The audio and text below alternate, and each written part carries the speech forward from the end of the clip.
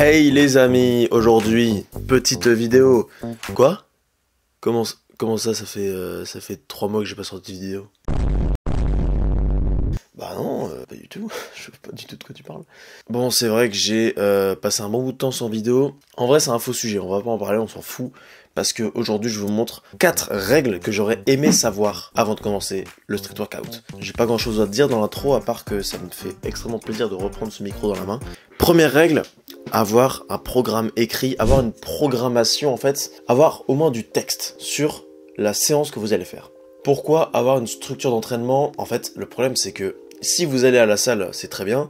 Si vous allez à la salle en vous disant aujourd'hui je fais mes dips, ensuite je fais ma séance push, machin, vous y allez en fait, vous faites votre séance en même temps dans votre tête. Mais si vous avez des objectifs en street lifting, le problème c'est que, imaginons, vous allez venir à la salle, vous allez dire aujourd'hui je fais mon 5x5 en dips à 40 kg. Ok, au moins tu construis ton entraînement le jour J, mais vous allez vous retrouver 3 mois après, vous allez dire ah ouais aujourd'hui je me sens pas en forme, vas-y je vais faire un 5x5 et à la ceinture vous mettez 40 kg. Et en fait, vous allez remarquer qu'en 3 mois vous n'avez pas progressé en fait. Parce que vous ne gardez pas de traces écrites de ce que vous faites. Le problème c'est que les muscles, si tu leur mets pas de nouvelles surtensions, surcharges volontairement, vous allez juste stagner en fait. Et donc au moins essayez d'avoir un carnet, même si je sais que le format écrit avec un stylo c'est chiant, faites-le sur votre téléphone, vous écrivez ce que vous faites. Commencez comme ça déjà. Première étape, vous écrivez la séance que vous venez de faire. Comme ça, 1 semaine, 2 semaines, 3 semaines après, vous regardez votre carnet et vous dites ah ouais là j'ai fait 5x5 à 40 kg. Bon là aujourd'hui mon 5x5 je le fais au moins à 42,5, vous voyez.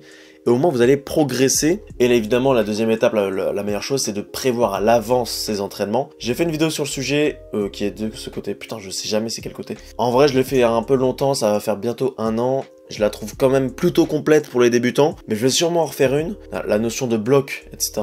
C'est une nouvelle méthode d'entraînement, enfin c'est pas une nouvelle, mais je l'ai appris il y a pas longtemps, moi. Donc dites-moi en commentaire si vous voulez une nouvelle vidéo sur comment faire sa programmation en street lifting. Évidemment, la solution c'est de faire son programme soi-même, donc via la vidéo. Deuxième option, c'est de prendre un coach. Je sais que c'est pas la façon la plus économique de progresser, mais c'est la plus optimale dans tous les cas, parce qu'un coach il a un regard extérieur sur votre progression, alors que vous n'avez pas de regard extérieur. En plus ça vous fait gagner du temps et ça vous économise de la charge mentale entre guillemets, même si on se comprend, hein, c'est pas vraiment un gros poids. Le coach va entre guillemets vous obliger à filmer, même si dans tous les cas je vous conseille, et ça aurait même pu être un conseil mais je l'ai pas mis, de vous filmer plus souvent pendant vos vidéos. Bref, le coach c'est trop bien pour ces choses là, ça vous libère du temps et en fait vous allez à la salle en mode je suis un athlète, vous voyez. Je sais que le coaching c'est très cher, en vrai pour les coachs diplômés etc dans le street lifting ça commence à partir de 100 €. C'est pourquoi j'ai une annonce à vous faire, je vais commencer moi-même les coachings, donc je prendrai uniquement des jeunes élèves qui n'ont pas non plus un très gros niveau, parce que je suis pas professionnel, mais j'ai envie de commencer quand même. Évidemment je vous ferai pas payer 100 €, je me suis pas encore décidé sur les tarifs, mais je vais pas vous prendre tout votre temps maintenant, je vais en parler à la fin de la vidéo. Deuxième erreur, ne pas avoir de standard d'exécution.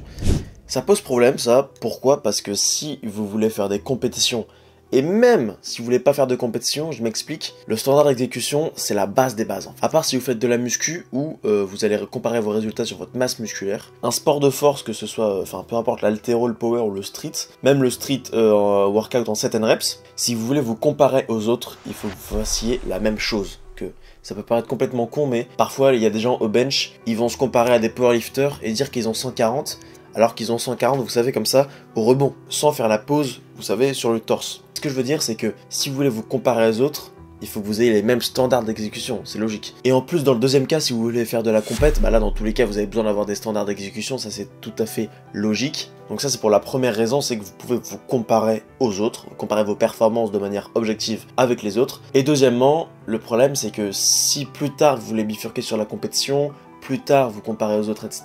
Le problème c'est que plus vous laissez vieillir une mauvaise habitude dans votre esprit, plus ça va être dur de l'enlever plus tard en fait. Et ça vaut d'ailleurs pour toutes les mauvaises habitudes dans la vie, c'est à peu près pareil pour l'exécution des mouvements.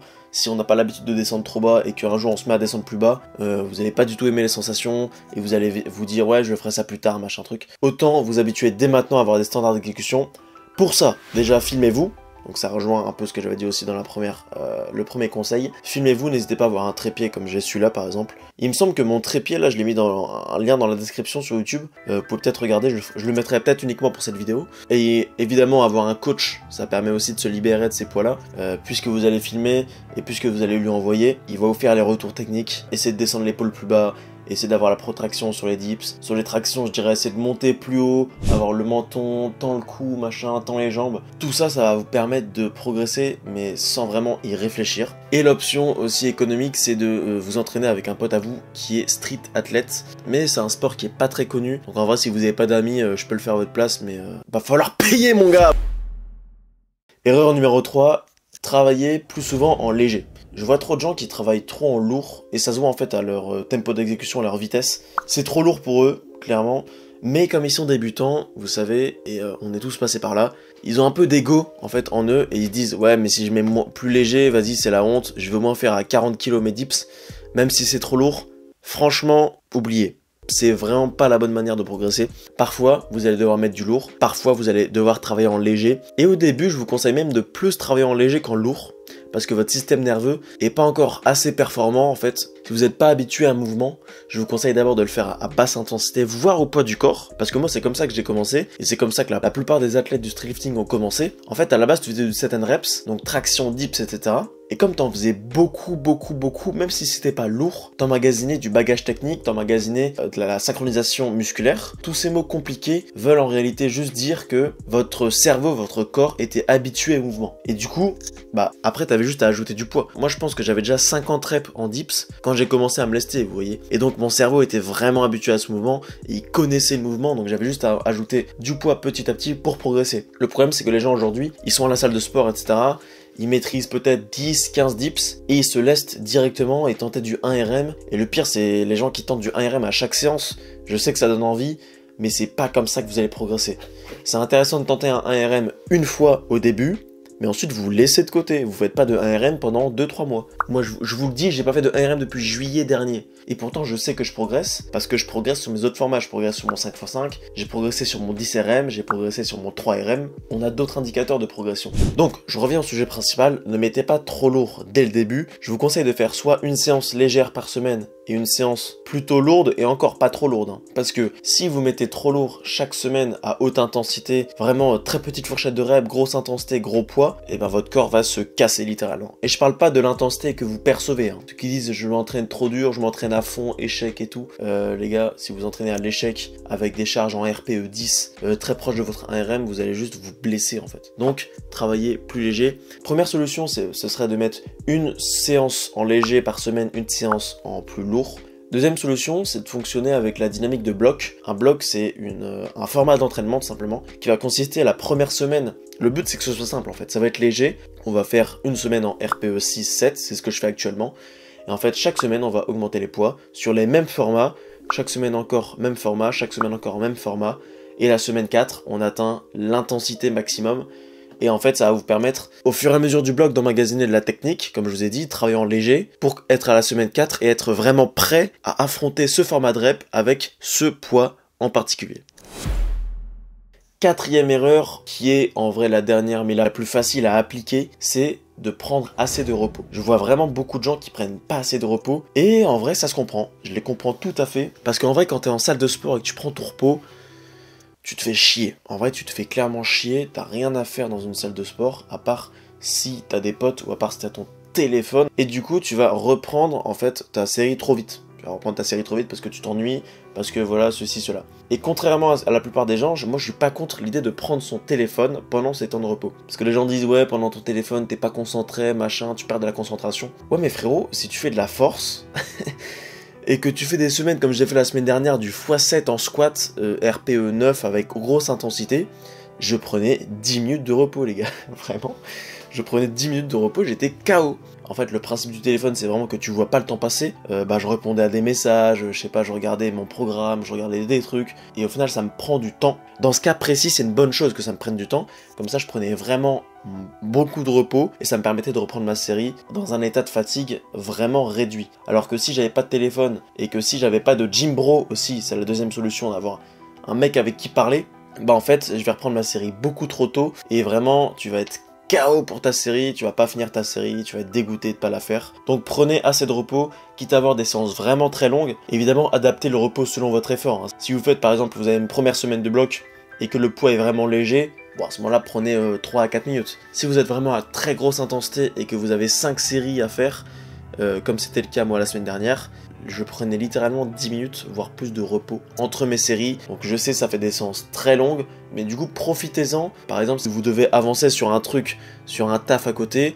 vous pouvez bosser sur votre téléphone pendant vos temps de repos. Je sais pas, moi je donne des idées. C'est pour vous faire gagner beaucoup de temps parce que je sais que les séances peuvent être très longues en force athlétique ou en street lifting. Et donc voilà, c'est tout pour ces 4 erreurs. Si je pouvais en rajouter une seule, ce serait essayer de plus vous filmer. Encore une fois, je mettrai le lien de mon trépied dans la description. Bon, ça c'est vraiment un détail si vous voulez. J'en ai un peu parlé dans tous les conseils, on va dire. Mais vous filmer, ça permet vraiment d'avoir un retour direct sur ce que vous faites. Bon, du coup, comme énoncé dans la vidéo, j'ai pour ambition de commencer les coachings cette année. Donc je peux faire les coachings de street lifting et de set and reps. Donc pour progresser soit en lesté, soit si vous n'avez pas encore le niveau au poids du corps, parce que j'ai beaucoup fait de poids du corps aussi avant de faire du lesté, ça c'est vrai. Mais c'est pas pour autant que vous devez d'ailleurs abandonner vos objectifs annexes. Donc on pourra travailler également sur le powerlifting, sur la musculation aussi en étant esthétique, tant que le tronc commun reste le street workout en fait. Moi ça fait quand même 2 ans et demi que je fais du street workout. À côté j'ai atteint mes objectifs en course, j'ai continué à développer mon corps esthétiquement. J'ai continué à progresser sur le mouvement de powerlifting, donc j'ai quand même pas mal d'expérience aussi sur les autres domaines en plus du street workout, pouvoir accomplir d'autres objectifs de force, esthétique, des objectifs de cardio, des objectifs d'autres sports. Je me fie à vos objectifs et je crée la programmation en fonction, en fait. Pour l'instant, faites via Instagram, contactez-moi _Calistenos. Même si vous n'êtes pas intéressé, suivez-moi quand même sur Instagram, très important. Je poste mes entraînements là-bas, c'est bonne ambiance, on est chill, on est bien. Sur ce, je te prends pas plus de temps, j'en ai fini pour aujourd'hui. Je te dis à bientôt pour une prochaine vidéo qui arrive très vite, j'espère. Entraînez-vous bien, prenez soin de vous les gars, ciao.